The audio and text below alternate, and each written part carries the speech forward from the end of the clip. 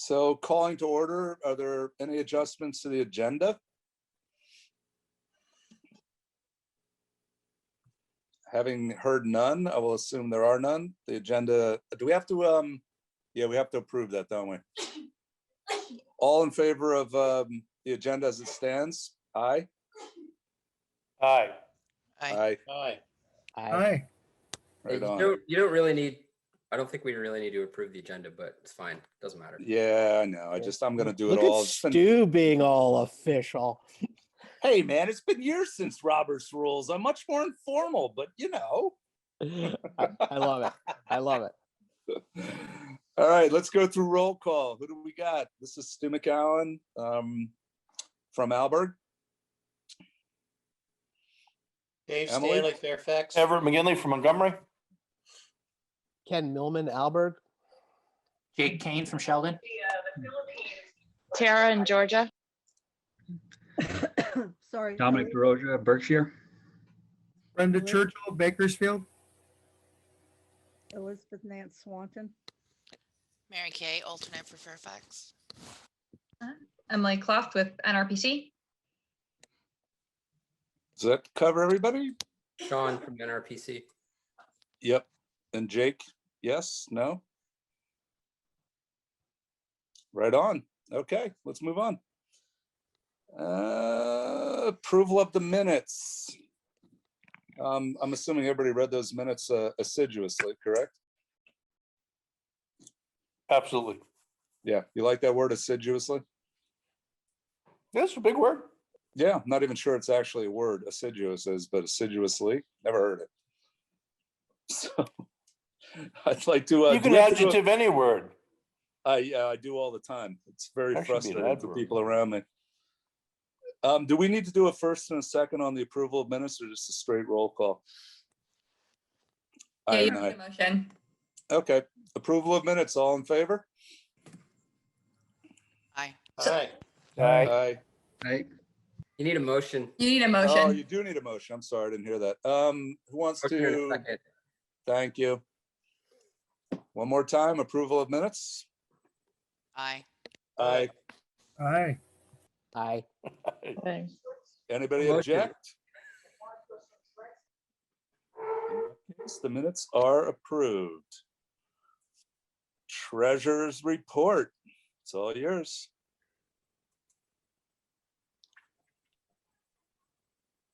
There we go.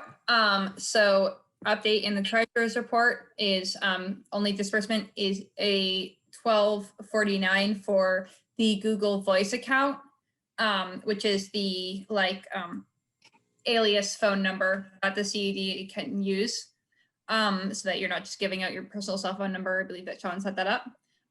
Still bills to present are the administrative services, the RISI, and the messenger advertising.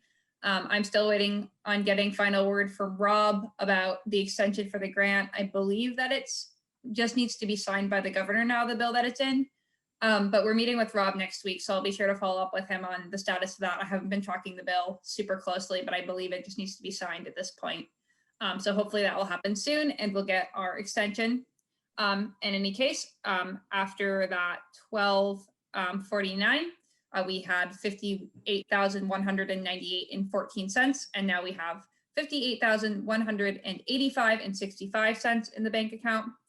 That money would be the VCF grant, which means that there is now 24,857 and 52 cents left of that original $30,000 in grant money. That's let me know if you awesome. have any questions. Yeah, I did have one quick question. Has anybody on this committee heard anything about the money that's coming in from the feds, like 1.3 billion, that is likely to be approved tonight or tomorrow? Yes, I do. I was on. What do you know, Mary Kay? What do you know? I went on the legislator call. Sean, were you guys able to get on that too as well on Monday? I wasn't able to on Monday, but I listened to some of it this afternoon. So basically, short story.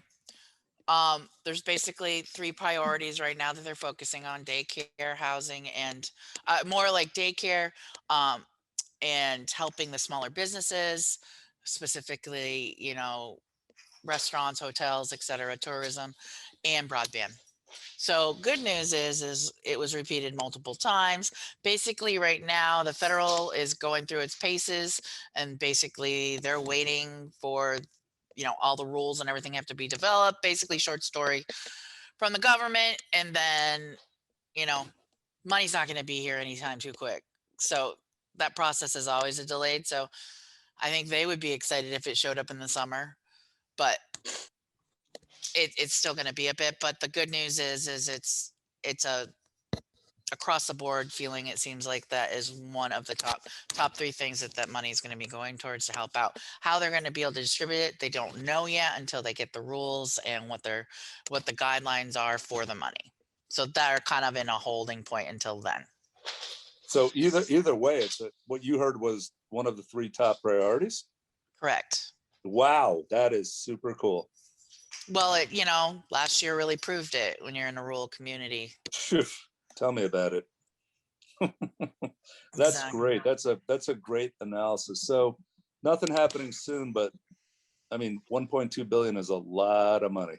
Right. And I feel confident too, like with Emily, I think you're going to get that extension. I don't think it's going to be something they're going to take away from us, but everything is, the process till hopefully next week she'll have good news. That's really cool. That's awesome. Hey, yeah, we're still on the treasurers. Any other thoughts about the treasurer's report? Anything at all? Any new news? Anything? All right. Given that, I believe I do need a first and a second for this one to approve, correct? Yes, you'll need a motion. Okay, somebody do it. Motion to approve the treasurer's report. I can second it. All in favor? Aye. Aye. Aye. Aye. Anybody not in favor? Therefore, the treasurer's report passes. All right, moving on. USDA Rural Business Development Grants. Go to it. Yeah, so I'd provide a quick update on that. I did talk to USDA today and received confirmation that all of our intended activities do fit within the planning scope, which the national office has told them is fundable for broadband. Anything that is planning and organizational support is allowed. So they believe that our project fits well within that scope and will affect the protected borrower status, especially with the added benefit of the open access model being a model in which all providers, including the provider who's been received money, which is Vital, could compete on that network. So that's really good news for us moving forward. I'm continuing to move forward with the grant application components. And I know all of you, as well as Sean and Kathy in our office, have been working really hard at trying to get those letters of support. So thank you all for that. If you need any follow-up assistance, definitely feel free to email Sean and I, and we can try to help out with that too. So that's great. And I'm just putting together all of the administrative components and the actual grant narrative as well over the next couple of weeks. Thank you for that, Emily. Can you just give us a really quick, brief rundown? Not a lot of words. How much money, when it comes, if it comes? So about $30,000 would be used to hire a consultant to help us with the open access fiber model, help develop the organizational structure of the CUD, and help make connections with ISPs that could run on that network and understand what their needs are. If it would, the decision for the funding would come probably in early summer. And then funding maybe a couple months after that, depending on one of the things that the CUD needs to consider is if you put in the application, sorry, this is a tangent. That's the description, $30,000 consultant to do access fiber. Side tangent is the CUD will need to decide if they can select a consultant prior to applying, which will be March 31st. So there'll be one meeting between now and then. So this does not need to be decided at this meeting. But if you decide to select a consultant prior, you don't need to follow federal request for proposal guidelines. You can just select a consultant as you see fit. If you decide to wait, you will need to go through that RFP process to select your consultant after receiving the grant award, if you receive the grant award. That's awesome. So that is up. Hey, Emily, just out of curiosity, you've written a few grants before, I'm assuming. Mhm. Is Yeah. this one any more of a pain in the ass than most of them are? You know, they all have their own quirks, so I'm pretty used to the federal stuff. The biggest thing will be I'm working on getting that SAM number. That will be important to at least, thankfully USDA will allow us, if we have evidence that we're applying and haven't received it yet, that's fine with them. So long as we receive it by the time that they need to make a grant agreement. But yeah, it's mostly just a lot of administrative components that need to be done. Well, I don't think you get enough thanks on this committee. So everybody, thank you, Emily. Thank you, Emily. Thank you, Emily. Thanks. And Sean as well. He's been hard at work on getting those letters of support. And along with Sean all- Right on. too. Thank you. All right, we don't need So- approval. Go So ahead. what I got out of this too is you do not want to be in the RFP process to get a broadband project manager in place. So Emily, I know you brought that up. That's very important. It's a lot of time consuming to do just the RFP process and go through all that, speaking from working with DoD proposals. So we definitely want to make that decision prior to. Is everybody on board with that and understand why? Yes. Okay. It's a nightmare. Let's do it when we can do these things ahead of time. It's awesome to do. So you can move along once we get the financing. No, that's so true. I mean, doing all the prep work, all the groundwork before is really critical to when you get to it. Government RFPs are no fun. They suck. I'm just gonna say it like that. They're horrendous. Just give us the money, for God's sake. We know what to do with it. Thank you, Emily. No problem. Yeah. Mr. Chairman, I have a request. Yes, sir. I'm gonna have to bail at 7 to make a presentation to the Alberg Select Board. We'll be done by 7. If not, I need 5 minutes. I want to bring you all up to date on something that you may or may not know about that has to do with the tariffs being tariff credits to pole attachments, which affects us because we might have a Yep. project that's Yep. greenlighted real soon. But Yeah, just at 10 of 7, just remind me. okay, thanks. Yeah, we'll be done by then, Okay. I think. You never know. Okay, moving along. Legislative update, H360. Like I'm going to share a screen with a rough sort of overview of the bill, which I believe is now in the hands of the Senate, I want to say. Committee, is that right, Sean?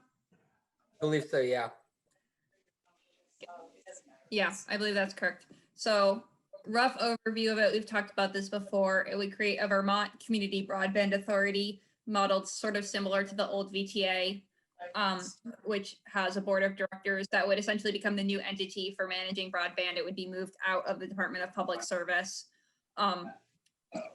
Most likely Rob would just move with it and along with whoever else they would hire for the executive director. Got my first fish. Yeah, you can see this, Rob, transfer there. This, I believe, is a revenue charge. All of the public service fiber assets would be transferred to the CUDs if they wanted it.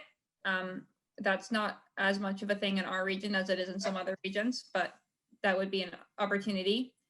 The connectivity initiative, which was that initiative to do the line extensions, would change from a 25/3 standard to a 100 symmetrical standard.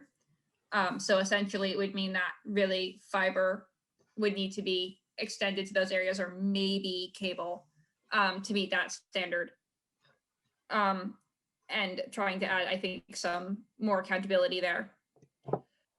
And then there are some changes to the Vida loan extension program, which at this current point in the bill, it would somewhat limit the eligible borrowers to CDs, ISPs working in conjunction with a CUD, or ISPs working in conjunction with a municipality that was not part of a CUD prior to December 1st, 2020. So that has changed a little bit from the initial barrel, or it was just CUDs, but it's still, compared to the current loan fund, heavily prioritizes CUDs. There's some changes related to how CUDs can hold things that are considered trade secrets from the Public Records Act. I'm not sure, I have not actually gotten into detail of where exactly they are with the taxation exemptions, but it looks like here that it's state and local at this point with the bill. That keeps changing. And as Sean was really pushing for, and some of our representatives and senators have also been pushing for, this does include a training program for broadband installation, an apprenticeship program, which is great because as we all build out, that's going to be a big need. And then you can see that there are a number of appropriations that are associated with this bill, including 6.3 million for broadband pre-construction costs.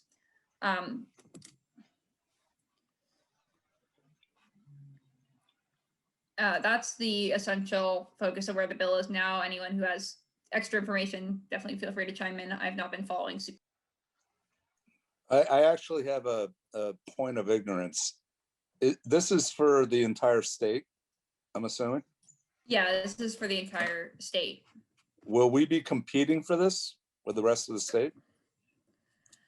There's been different talk about, I don't know where they landed. There was different talk about how they would divide it up, whether it would be on a per CUD basis, if it would be on a per mile that needs to be served basis.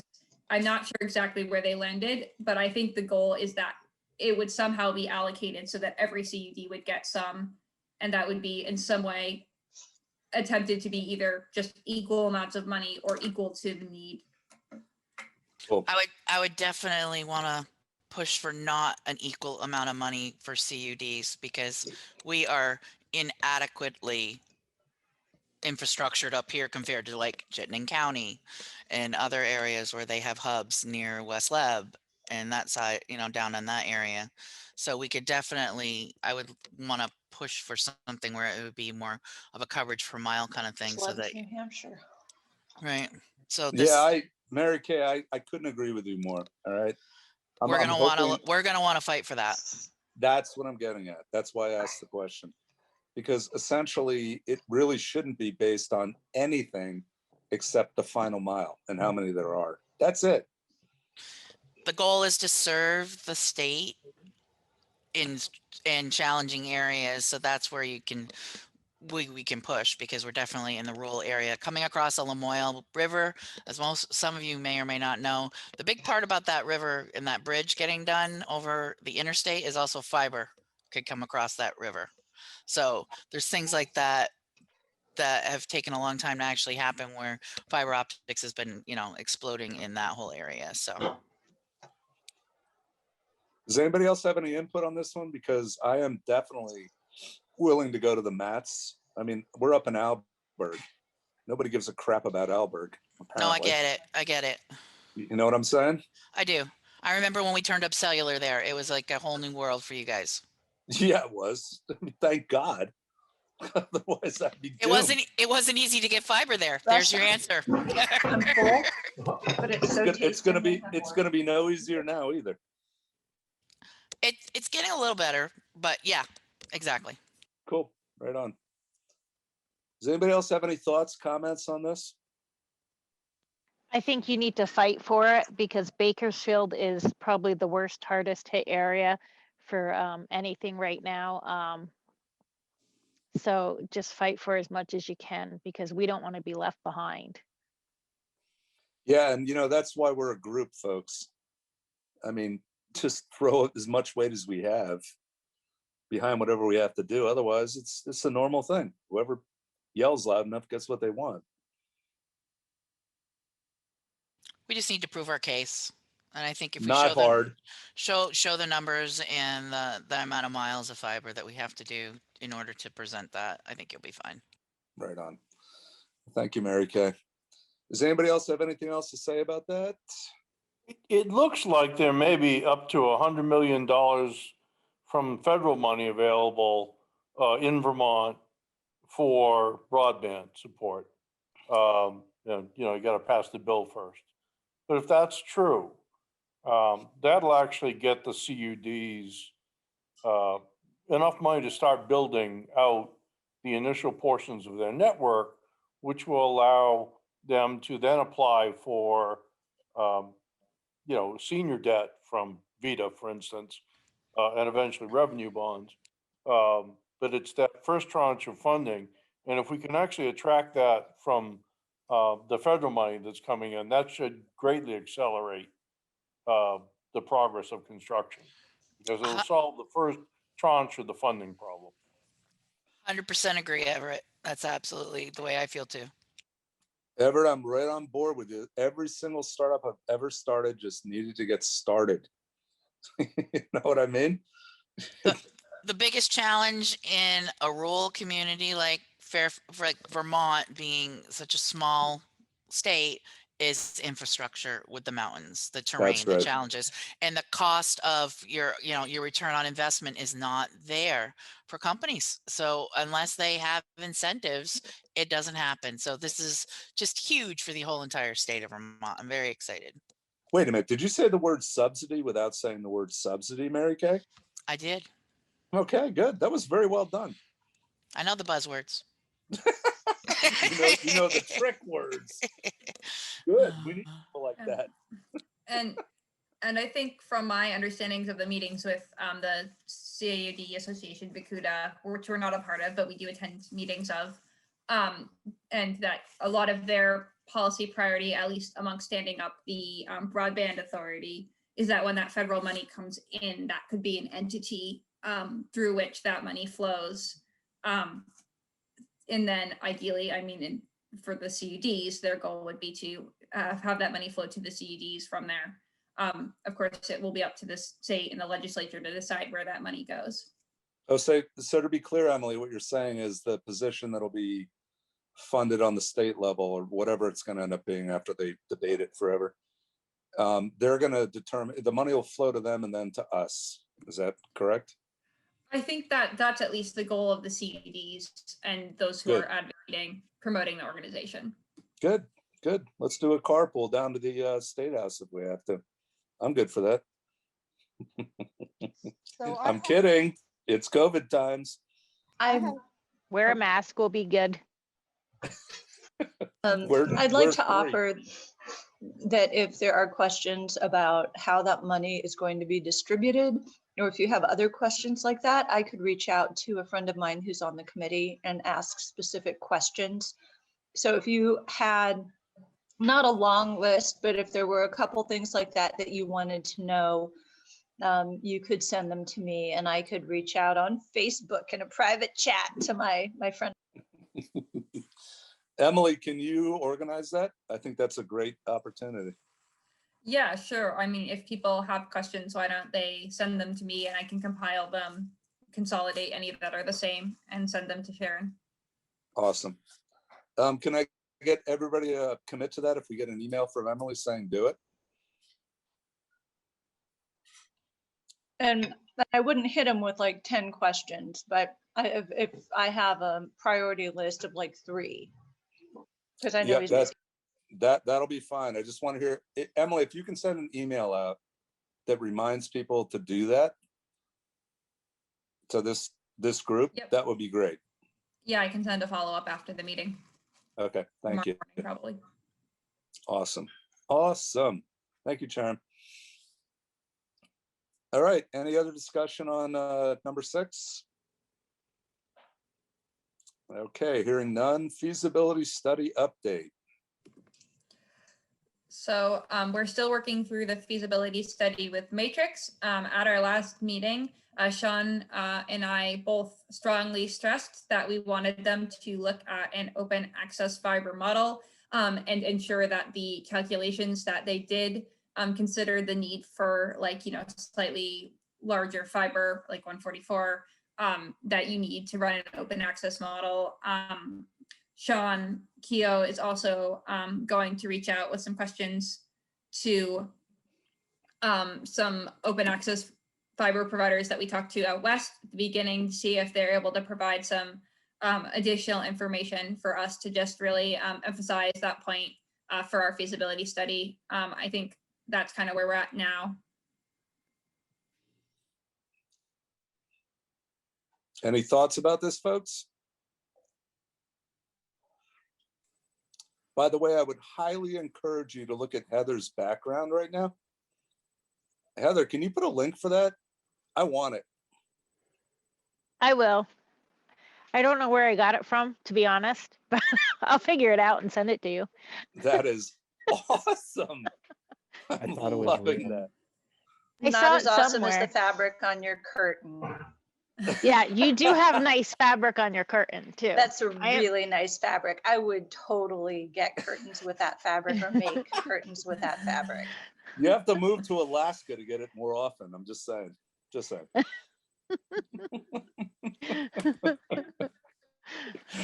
All right, right on. Emily, have you seen a meeting notice for the next Matrix meeting? I haven't seen anything. I have it as a reoccurring still? I don't know if I have. Let me look through my meetings. And we are meeting with Rob Fish to discuss. Yeah, we're meeting with them on the looks like the 18th. So next Thursday.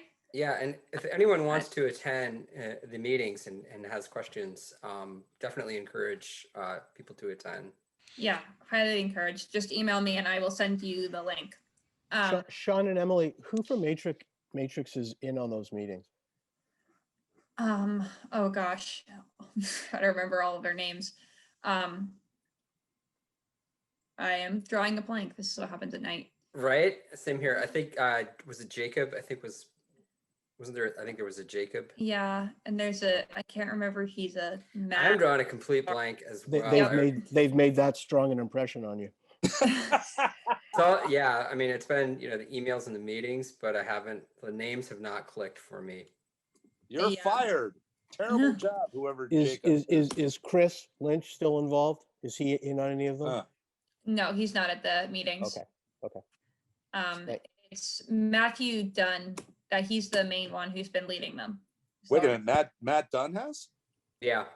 Yeah. Oh, the Matt Dunn. Oh boy, that's good news then. I think. Matt Dunn, Dave Walsh. No, those there are you go. they're heavy hitters, both of them. Yeah. That's good. Good. Yeah. All right. Yes. Any more discussion on number 7? Hearing none. Number 8, ValleyNet receive VCF funded technical assistance, whatever that means.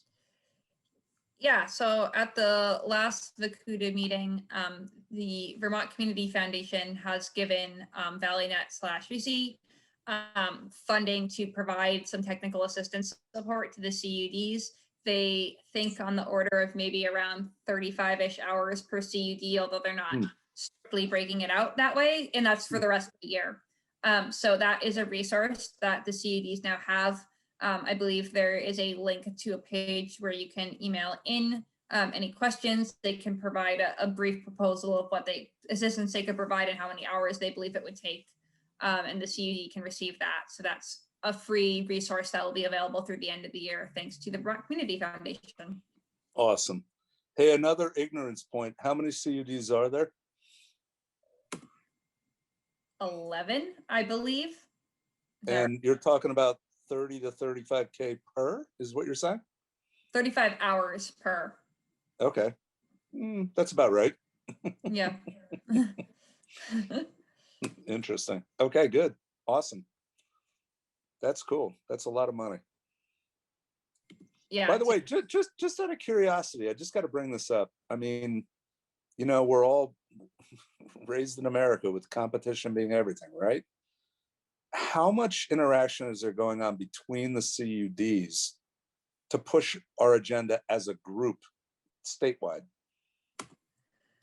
So there is the Vermont CUD Association, which is a group of CUDs that is coordinating at the state level. This group has previously talked about joining the CUDA, and I know that I think some of the members could speak to why that hasn't happened yet. But I do attend meetings, and Sean does when he can as well, to stay up to date. Is it worth, I don't want to get into a big discussion. It just occurred to me that we're all these little separate 11 units, right? I mean, there has to be a way to put more pressure on with more people. They've sort of formed into, I guess, they put the horse before the cart a little bit in forming, and then with all the activity with COVID, really moved things along. There were a few CUDs that were pushing or advocating how the money should be spent for the CUDs, and their approach was different than the approach that this group wanted. Went against some of our goals. That was my understanding. So that was originally the reasoning why we didn't want to align ourselves with VCUDA just yet. All right, I see a few people with knowing nods. I mean, I know we're public here. Let me just ask a question more directly. Is there a place where we can be working with them, or are we just not working with them? That was very diplomatically answered, Sean, but I feel like something was missing there. So I'm just going to ask him. If nobody wants to answer, that's fine. But I'm new to this. I don't know all the politics that happened before I got on. Given that the CUDAs have a position written into the legislation that's it looks like it's going to pass, I think the influence is going to be larger in the future, and we should probably look at re-engaging and possibly joining the CUDA. I think, to make sure that our view is represented. Thank you, Everett. A very Montgomery answer. Appreciate that. What are the restrictions of joining CUDA versus what we have as opportunities being on our own right now? Well, I can say one of the things, I'll just throw this out there. One of the things that VCUDA was, and this is the landscape has changed, but VCUDA was really advocating for using some of the available funding to CUDs for doing poll surveys. That was their big push, statewide poll survey for all the CUDs, and we weren't there yet, so we didn't support it. We weren't with the other CUDs that had been doing this for quite a few more years. So that was one of the reasons, like, whoa, back up. Like, we don't support that. We're not in favor of that.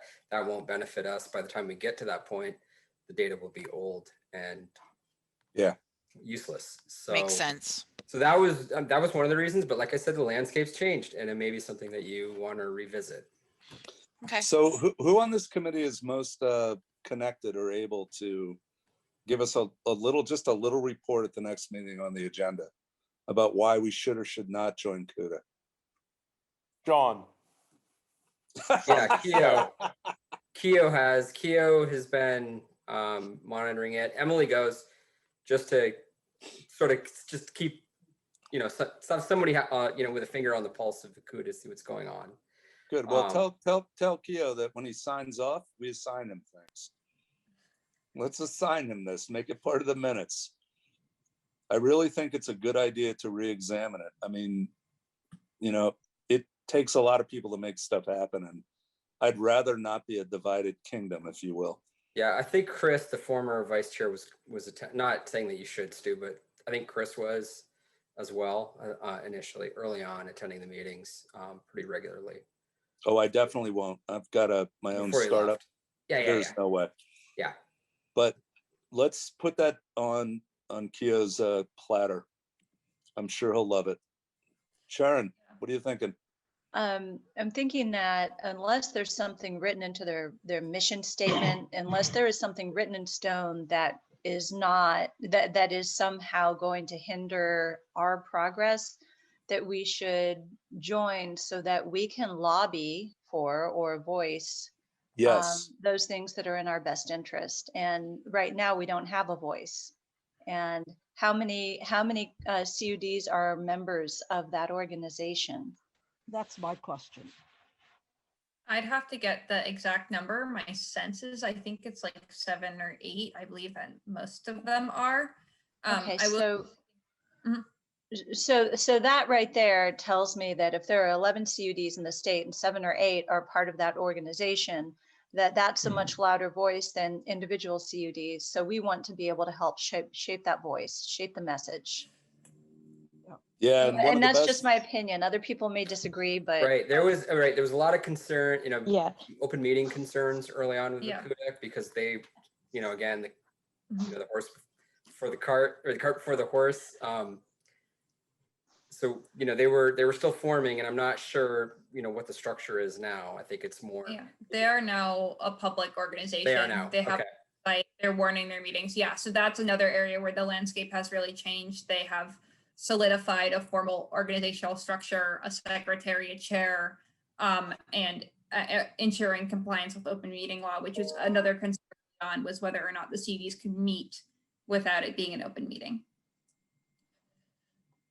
That's awesome. Sean, can you get a hold of Sean and make it happen? Thank you. Will do. I think it's good for us to know at the very least. We can decide yes or no, but we don't know anything right now. Or we know little. Additionally, I'll say we get, I don't know who is on Rob's list, Rob Fish from PSD, but we did get the VCUDA updates, the weekly updates. I don't know if anybody on the membership wants to, but that's certainly something that we could forward out to everyone as we get them. I was just assuming that Rob had the member list, so Rob therefore was notifying everybody of the minutes. Please sent send that out. So It'd be really was good. I was under the assumption that everybody was, all the members were getting it, but if not, we can definitely push that out. Yep, that'd be great to read. That'd be awesome. Cool. Yeah, and if anyone does want to attend a meeting, they are, I believe, every other week, Wednesday at 10 a.m. Right on. Cool. Any other discussion about this? Hearing none, move on to number 9, update on other funding sources. Yeah, so I think the big one that I wanted to mention right now is just the NTIA program. So that was something I think it was $100 million nationally that is being provided from the March, from the last stimulus bill that was passed.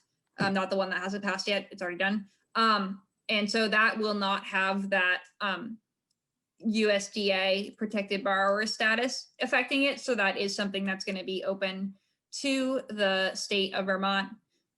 There is, I believe, a webinar happening on March 17th about that. I'm going to try to go if I can fit it into my schedule to just learn more about that grant funding source and what that program is going to look like as they have started to develop it now. But it's good news that it doesn't have that protected borrower status that would have excluded most of Vermont if it had been thrown into the USDA Reconnect pot of money. Yeah, and if any of those things that come up, Emily, if you can just shoot it out to us. Yep, you know? I can forward that out. Yeah, I mean, if something openings in my schedule, I'll go. Mhm. Cool. All right. Anything else with additional funding? Number 9. American Rescue Act. I had to step off for a minute. I think I heard Everett might have mentioned it. Potentially 100 million coming. I'm sorry, 10 million coming to the state. No, 100 million. 100 coming to the million. state of Vermont. Yeah. 100 million. So I take it you already talked about it. So. Yep. I'll clam up. Right on. Member updates. What do you got, folks? Tell us some good stuff. Good stuff. Or bad. So I'm gonna jump in here so I can give my news here, and then I'll bail and head over to the select board. So again, this is affecting Alberg mostly because we have a May 11th vote whether the town is going to vote to accept or reject the proposal from Matrix to bring fiber to home. And a while ago, I naively sent an email to Rebecca Town, the CEO of Vermont Electric Cooperative, asking her if we could get a discount on the pole connects and the right of ways, because that's the lion's share of what Alberg needs to pay in this deal, and it's estimated to be about $800,000, $700,000 to get the right of ways and to do those connections. And Rebecca wrote a very gracious long answer going, "I'd love to, but we're regulated, blah, blah, blah." Well, last week an email came in, VEC and Green Mountain Power, in collaboration with, I don't know, a bunch of other entities, state and perhaps Fed, are giving what they're calling tariff credits. And I guess the tariff is that's their term for the fee to connect to the poles and get the right of ways.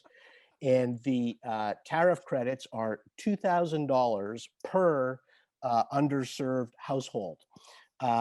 So in our case, the math and the charts that I'm looking at, conservatively, that's like 230 households in Alberg. Yeah, I think it's more, but that's the data that the state's providing, which totals like, I don't know what, about $450,000. So that's going to cut half our initial required investment, which all of it, by the way, in theory, is going to be recovered on the subscriber's bill by small amounts that are put onto every invoice for whatever, to repay the town for whatever it is we have to borrow to make this happen. So just for other towns and for the CUD, the deal is Vermont Electric has committed $3 million, $1 million a year, I think, over the next 3 years to do this. For real? Yeah. Oh, yeah. It's a real deal. It's first come. It's real first money. come, first serve. Yeah. If we stay on schedule, if we have a yes vote in May, and we stay on schedule, we will get like $500,000 to cover our share of things. Will that reduce the vote? Reduce the amount of money for the vote by that amount? I'm hoping that I have confirmation that we can get it into the ballot language. Yeah, the ballot language I've currently written, it hasn't been published yet, but the ballot language calls out that our share is like about $900,000 minus the $500,000 from them. I haven't rewritten it yet, but that's what I want to talk to the select board about tonight. Awesome. Yeah. So that's huge. So again, just a heads up. I have no idea how long this will last, if it'll get bigger, but we're, for a change, Alberg's in a good spot, unless the townsfolk F it up and vote no, which that could happen too. It is quite likely, but I think the bigger message, tell me if I'm wrong, Ken, is that anybody else that's a part of this CUD, particularly if they're part of Green Mountain Power, I mean, they're so progressive, you should be looking at that. Yeah, when it gets time to actually do a build out, this is real money. I mean, $2,000 per underserved, and underserved is just to refresh, is 4 over 1. So anyone with DSL or satellite, underserved. So yeah, I was not expecting it. Rebecca jokingly said that I should take credit for it because I'm the one who asked her 2 months ago, even though I was laughed out of the corporate suite. But anyway, it's definitely good, encouraging news. That would be the naive part. Oh, when you got laughed at. Yeah, fine with me. Yeah, dude. I mean, if we can get $500,000 and cut it less than half. Yeah. That's cool. All right, and again, I want to, Ken, tell me if I'm wrong, but I want to reiterate. If you're in Green Mountain Power VC's purview. Yeah, reach out. I can also forward all the fancy documentation that came along with it. I could send that maybe to, well, I can send it to everybody, but maybe it's smartest just to send it to Emily and Sean, and you guys can filter it through to everybody else. Does that make sense? Yeah, that's a great lesson. Once again, it never hurts to ask. Yeah. Yeah. Mr. Naive. Yeah, pretty Love you for that. pretty good news. All right, I'm going to sign off. Good night, everyone. Good luck. Thanks. Aye. So do we have any more discussion about number 9? No. Okay. Well, we were kind of translating right into member updates. Any member updates? Anybody got some good info for everybody else? Yeah, I just focused on trying to get some letters for the USDA application. That's the key thing, I think, for all the members at this point. Right on.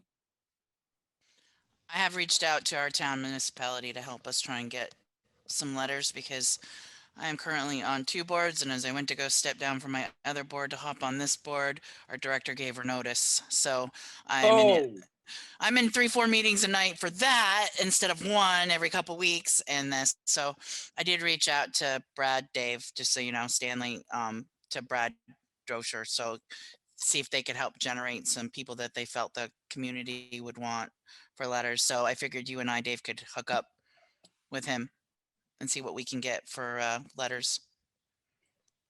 But that's all we got. Sorry. I'm sorry. I'm late in the game. Otherwise, I would be all right to jump in on that. Oh, that sounds great. I'll just add, Go. oops, sorry. Brenda, go ahead. Okay, I am now a duly elected select board member in Bakersfield. I actually brought them the letters and said, let's talk to our business people, and many of them are business people. So I wanted them to have the talking points in the letters. And I said, this is kind of important.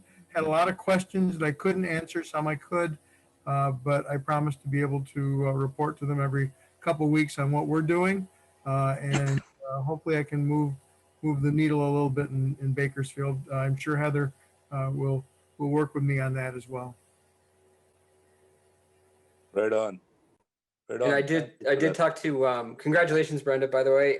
I did talk to Kathy Lavoie, who works in our office. Kathy used to be the director of the Workforce Investment Board up and managed the Job Training Center up in Swanton. And she and Tim Smith were meeting, I think, last week, and again, I think this week, to target some of the bigger industries in the region to get letters of support. Just remind everybody to please check the Google Sheet, the shared Google Sheet for the businesses that you've contacted, so that we're not doubling up our efforts on one business, not to bug them too much. John, what was the time frame that grant has to be in by? So I know what to coach people to. Must be in by. The grant's due the end of March, and I think we were hoping to have letters in by the 19th. Give them a deadline of 19th. Is that correct, Emily? Yeah, 19th or even 24th is fine. Is it okay? Thank you. Yeah, do us all a favor. Put another. I mean, sorry to clog your emails with this, but I don't know about you guys, but I got so many damn emails I have to deal with in Slack and text and everything else. Throw another one out there and remind people that you need letters. I can send that out. I'll send out an update with that and with the other things that we talked about tonight. Cool. Right on. Right on. Is there a little template that we can use to approach these businesses for that letter? That we sent that out in an email a couple last week and the week before. Right. So you might have it in your inbox. We can send it again. Yeah, I'll send it again with the follow-up email tomorrow. Did that come from you, Emily?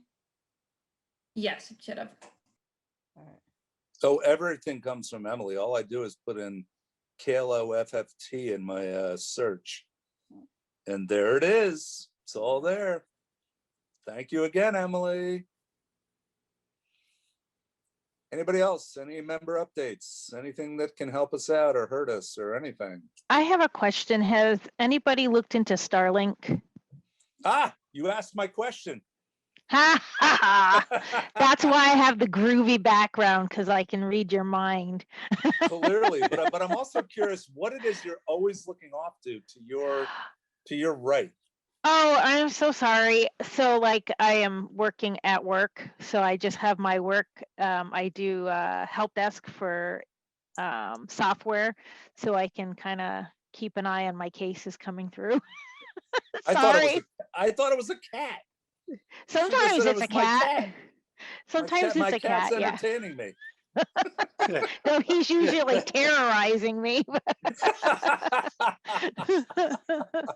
We have a kitten in the house, Heather. We've never had a kitten in our lives after 37 years being together. And let me tell you what, terrorize is the right word.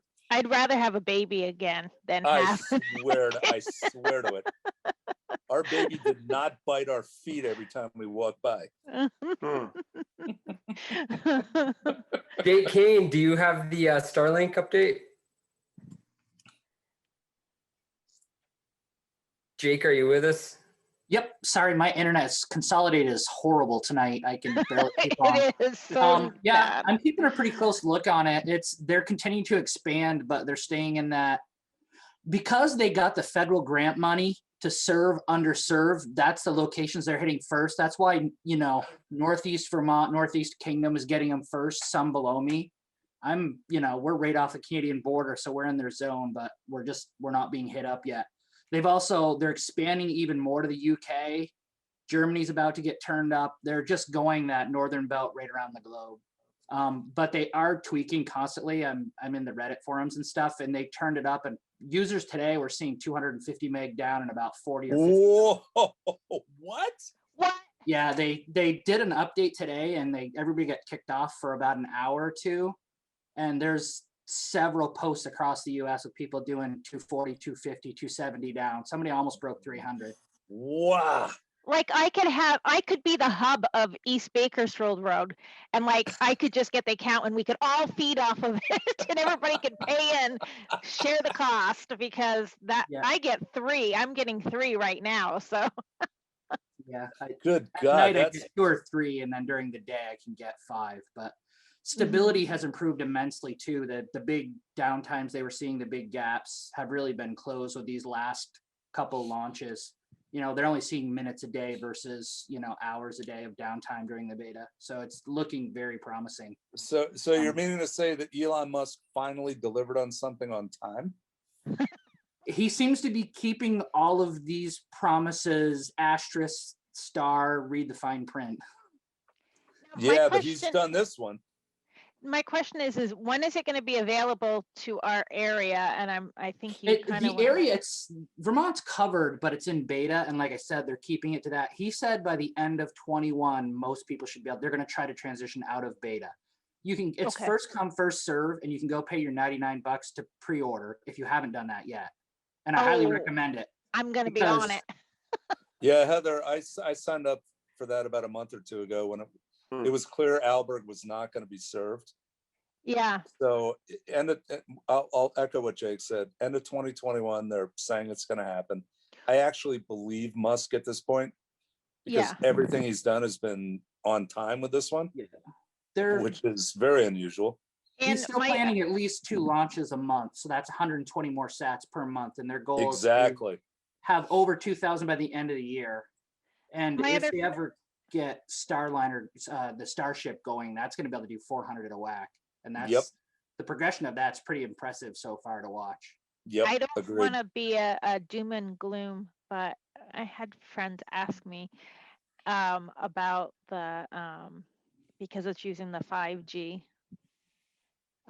There's a lot of hesitation to using 5G, but my story is they're going up whether we want them to or not. We're not going to stop Elon Musk, so we're going to be saturated with the satellite anyways, whatever that emits that people hate, the 5G. So you might as well be getting damn good internet, excuse my language, while you're soaking on all the radiation. The reality is this. I mean, we don't need to get in a big, long conversation, but the reality is this. If we had Starlink today, any of us on this call, I don't care what it would take. They would have to be murdering children in Ohio for me not to sign up. And I think that's the same with everybody. Well, I'll jump in since I actually know the science. There's a difference between ionizing and non-ionizing radiation, and Mhm. nobody's going to kill you with 5G. I literally had to talk to farmers because this lady was telling them that it's going to saturate in their water. It's going to kill the animals. The deer won't even be around it. And I can tell you right now, that's not the case. Not the case. I am so Microwaves grateful are for not that. killing us with cancer. It's kind of the same idea. It's a wave. not- Oh, it very much the same idea because we use microwave to transmit across the lake. Right, That's and Yep. it's not the same thing as like dusting everybody with uranium. It's simply an energy wave. radiation is right. It's not the same radiation. I'm sorry, Sharon, you cut out. So I think I know what you're saying is it's not the same as nuclear radiation. And that's the part that I can't get across to some people. Yeah, you could climb up that antenna with the antennas lit up. That would not be smart. That's why there's big fences and wires and all that good stuff around it. And unless you're up there, it literally, they shut the power down on these. Mary And Kay, you just ruined my date night with Dennis. Now we don't have a plan. We were going to do that. We were going to. so I think it's great that Starlink seriously is doing so well because it's going to help so many challenge areas across the world. Okay. But in general, you know, it's a great stepping stone forward to use a satellite. And I, dear Lord, hope people will get past the way Well, the I 5G. think it I didn't think help part of it with is the 7 misunderstanding. days. 7 Well, days put out a negative article, and that really. yeah, because they definitely have their degree in telecommunications and wave frequencies. So I would definitely believe everything they say. Well, I am so grateful, Mary Kay, that you said something because now I feel a lot better about it because I was a little hesitant at first, but then I kind of went, well, it's coming down whether I want it or not. I might as well have, if I'm going to get cancer from it, I might as well have really good internet service while I'm going down. If truth be told, you know, I had 26 years and out of those 23 in the switch and stuff, I should be saturated with cancer at this point, right? Yeah. There's rules and regulations for a reason. That's why. Well, you know, if you're going to get cancer, you might as well have really good I'll be able- internet for your telemedicine. At least I'll be able to videotape it. But please, Videotape your demise. yes, I love it. I Love it. But I also noticed for member updates about Tilson. I don't know if you guys have looked at what Tilson is. An antenna company that is working in doing networking and actually trying to provide high-speed broadband to businesses and stuff or places throughout our area as well. I recently saw that as well. They're actually trying to get fiber from Xfinity. So they're another breed that are going to want to look into hopping on our competition and stuff like that. I actually have very good connections on that side of the house with what they're doing. And I do try to stay up to speed what they're doing because they're a step above. Right on. Whoop, you guys still there? Yep. All right, let's we're a little bit over time, but that's okay. This is a very, very good conversation. If nobody else has any other member updates, let's So I move had on to a number. question if anyone had an answer about Starlink, which is I did read that there is going to be, I guess, some limitation on how many people can sign up per geographic region.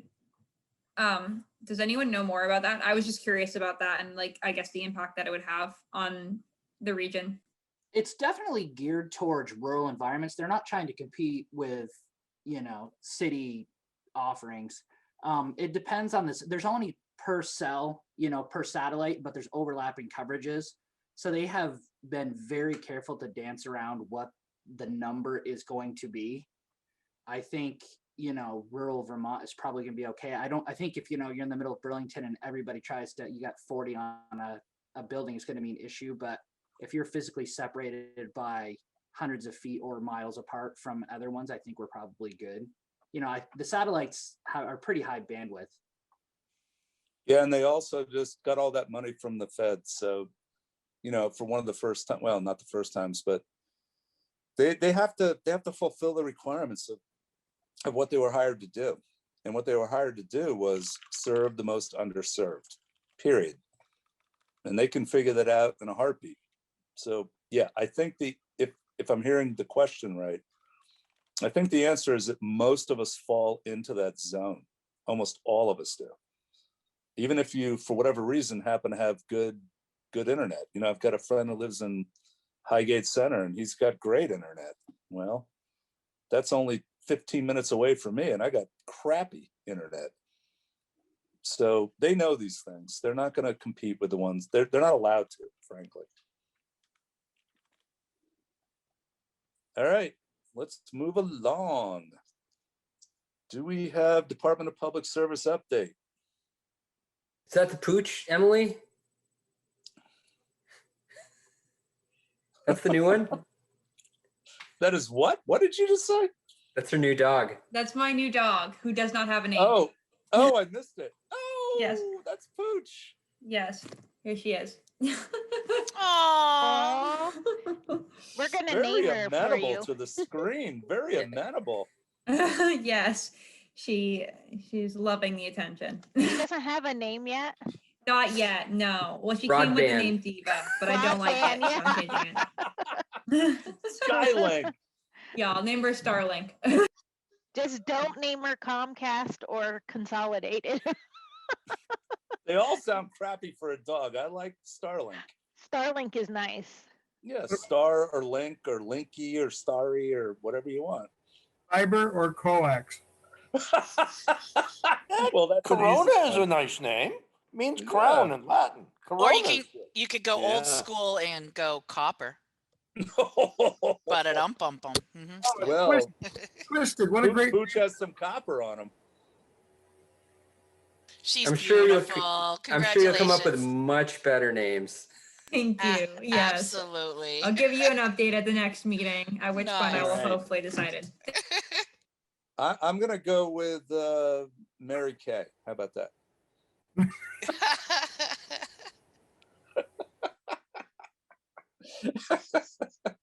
All right, moving right along. There's nothing for DPS or something or what? Nothing. Okay, other business. What do we got?